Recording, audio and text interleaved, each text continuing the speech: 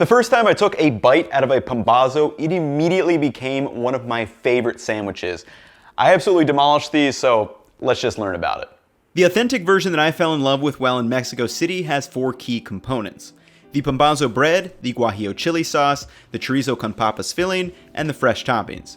My favorite spot that served these in the city was Quesadilla Zamora, a little street food stand that only popped up at 6:30 p.m. each night. And as we can see from this video I took, there is a specific Pambazo bread. It's a soft white bread roll with no hard crust. For me, I found that making my sandwich bread recipe into rolls had the closest texture, and there is a clear difference in the bread used for Pambazos versus tortas. Tortas are typically served on something like a Bolillo, the basic lean bread roll with the same ingredients as a French baguette, whereas the Pambazo bread is a soft dough enriched with things like milk, fat, and butter. However, I will say that almost any bread will leave you with something delicious. The Bolillo or Mexican Telera roll are good for lean breads, while the sandwich bread roll that I made or even a brioche bun can be used as a decent substitute. While the bread is soft, it is still sturdy enough to hold up being soaked in plenty of chili sauce without falling apart. Speaking of, let's talk about that Guajillo chili sauce. So at Quesadilla Zamora's, they had a large bucket of it where the Pambazo bread was dipped in, coating the exterior only. And this chili sauce is flavorful in and of itself, but it is also fried and browns up as the bread is toasted, providing a supremely unique flavor, and this is what gives that sandwich its signature red tint. To fill the bread, pretty much the only filling I saw was chorizo with potatoes or regular fried potatoes. The fat that renders from the chorizo allows the potatoes to crisp up while you cook both of them, and then to round out the sandwich, we need fresh toppings, which always seem to be cotija cheese, lettuce, and salsa, but I like adding some pickled onions too. For me, the bread and the chili sauce are the big defining components because anything you throw between a chili soaked soft bread is going to be delicious. I would scarf these things down for dinner at least twice a week during my 5 weeks in the city. The flavors and textures are absolutely incredible, so let me show you how I tried to recreate a home cooked version that gets real damn close to what I had at my favorite spot. To start, we're going to prepare the chili sauce ahead of time so we can have it ready in the fridge. Making chili sauce from scratch is quite easy. All you need is dried chilies and a blender of some sort. First, heat water in a kettle and meanwhile snip the tops off 5 Guajillo chilies and remove the seeds. Guajillo chilies have a mild heat at around 2500 Scoville units, and they have tangy and smoky notes that make a great chili sauce. Add the chilies to a hot pan and lightly toast them for just 10 to 15 seconds. Toasting them will release aromatic compounds, and you can see the oil starting to release on the exterior of the chili. Make sure they do not burn here, and then just toss them into a bowl and cover with boiling water and set aside for 10 minutes.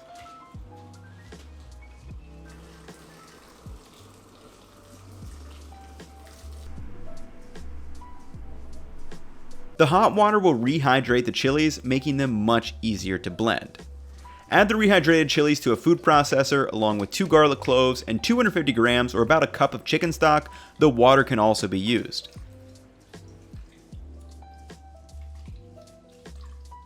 Pulse the sauce until it's completely smooth, and what we are making here is a basic chili sauce that can really be used in countless dishes in Mexican cuisine. Once blended, this is optional, but place a strainer over a bowl and pour the sauce over top to remove any excess seeds or bits of chili skin.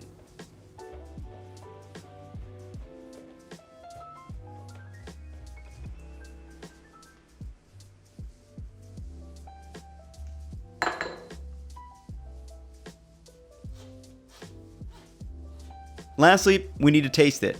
Add salt as needed, as it'll definitely need some. How much though depends on the saltiness of the stock or if you use plain water. Finally, pop a lid on it and we are ready to make our sandwich. For the bread, again, I just took my sandwich bread recipe and turned them into Pambazo bread shape, but any of the breads mentioned earlier can be used as substitutes.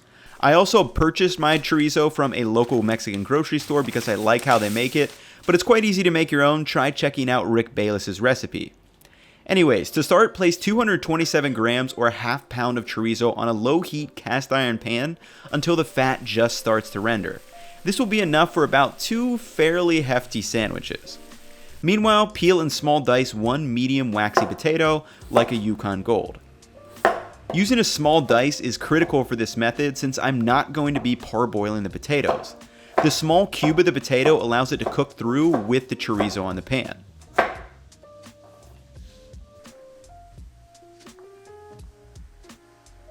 Once diced, add the potatoes to the chorizo and turn the heat to medium.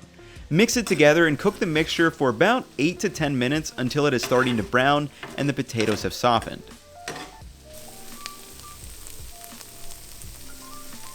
Meanwhile, prep the other toppings by crumbling the cotija, thinly slicing the lettuce, and having the salsa verde and pickled onions on deck.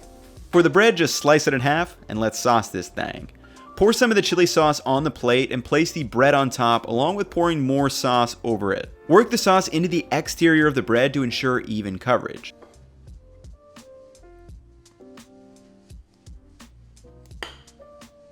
Once the chorizo and potato filling has little brown bits, move it off the heat onto a plate or just up above the griddle.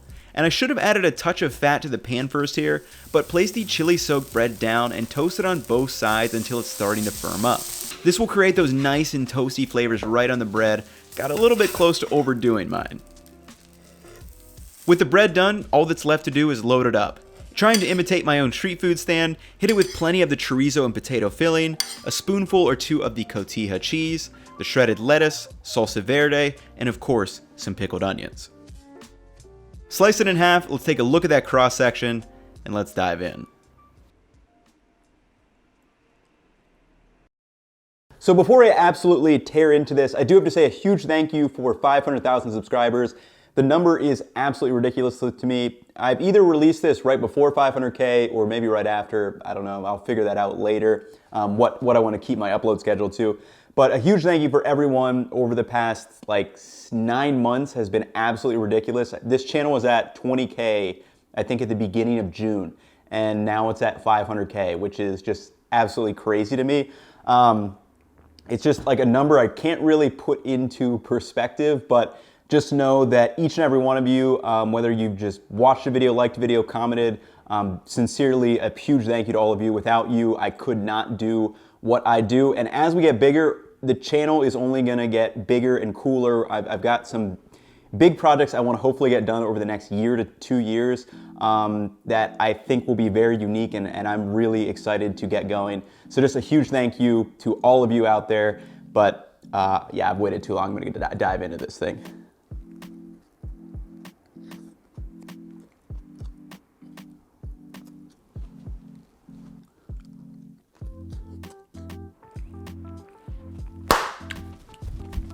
This sandwich takes me back right to the first time I had it. So I had actually stopped at Quesadilla Zamora, which was like a couple blocks from my Airbnb that I stayed for a little bit over a month. And I remember seeing the Pambazo like a couple nights before I got fried quesadillas the first time around, but then I saw the sandwich like, ooh, I need to try that. So I remember getting one, brought it back to my Airbnb, and just absolutely fell in love with it. Like I knew right away, the first bite, I was just like, this is an absolutely incredible sandwich. The softness of the bread and the chili is, it's not super spicy, it's a subtle spice on the outside of the bread, but it's so flavorful with the chorizo, the potato is really nice in there, and then the fresh components really just help round it out. It's just, in my opinion, it's kind of like a perfect sandwich. It's got the flavors, it's got the textures.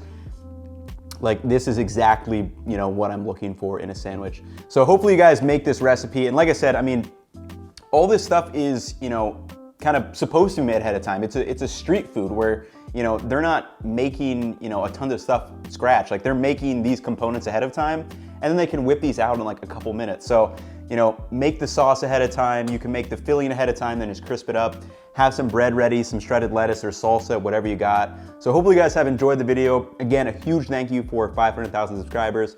I will catch you all in the next one. Peace.